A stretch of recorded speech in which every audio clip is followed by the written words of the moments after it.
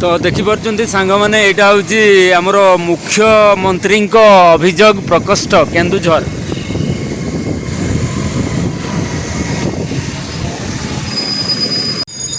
हाय सांग मैंने शुभ सकाळ जय जगन्नाथ।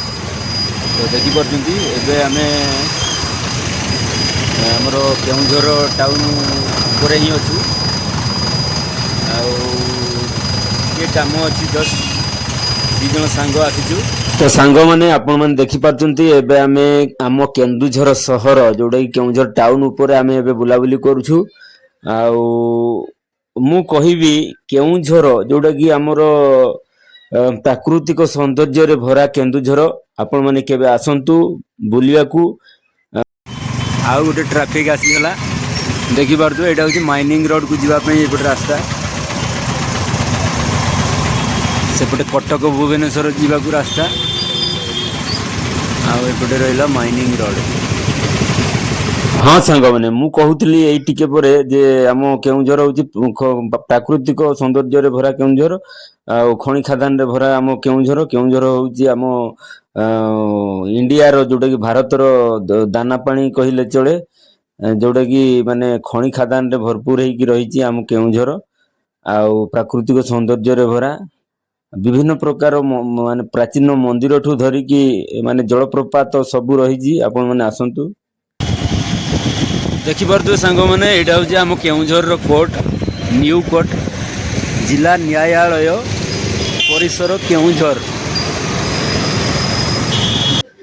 हाँ सांग मैंने आउ गोटे इम्पोर्टाट कथा हूँ केन्दुझर माने जिले में जो बसवास करती जो केन्दुझरवासी तांकर जो अति सरल निराडंबर जीवन यापन अन्य मानक बहुत प्रभावित करिथाए आउ जहाँकि बाहर आसुवा लोक मैंने एठाकू आसिले केबे जीवाकू तांकर मन लागिवनी आउ एठारे रहिबा पई सबुदिन पई इच्छा हबो सेमानंकर। तो सांग मैंने देखिपे एबे आमे मंडुआ आड़ को जाऊँ आउ मु तो दीर्घ माने 5-6-7 वर्ष हो रिटर्न आसूची झारखंड आड़े रुहे माने ये जो लोकेशन रे मु आगे पूरा माने साइकेल रे मोर एटा पानीघाट था सब बुलाबुली करूँ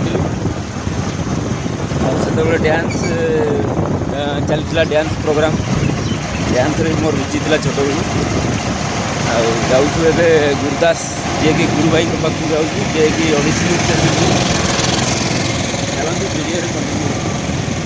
देखिपार सांग मैंने यहाँ हूँ ओमेन्स कॉलेज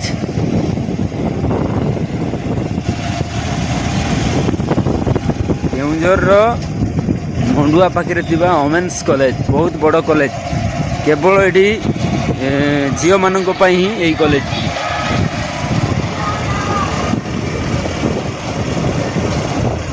तो देखिपे सांग मैंने यहाँ हूँ आमर मुख्यमंत्री अभियोग प्रकोष्ठ केन्दुझर।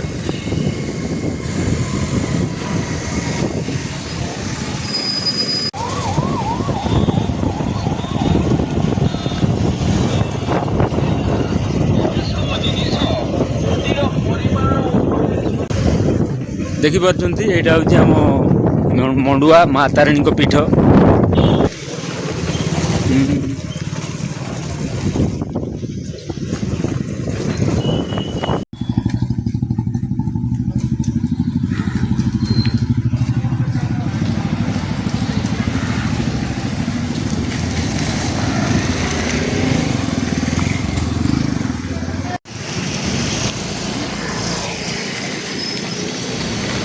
तो सांग मैंने ये हूँ आम केन्दुझर केन्दुझर मार्केट देखिपे लोकेशन जबरदस्त अच्छी चलतु मुझे साइड रे देखा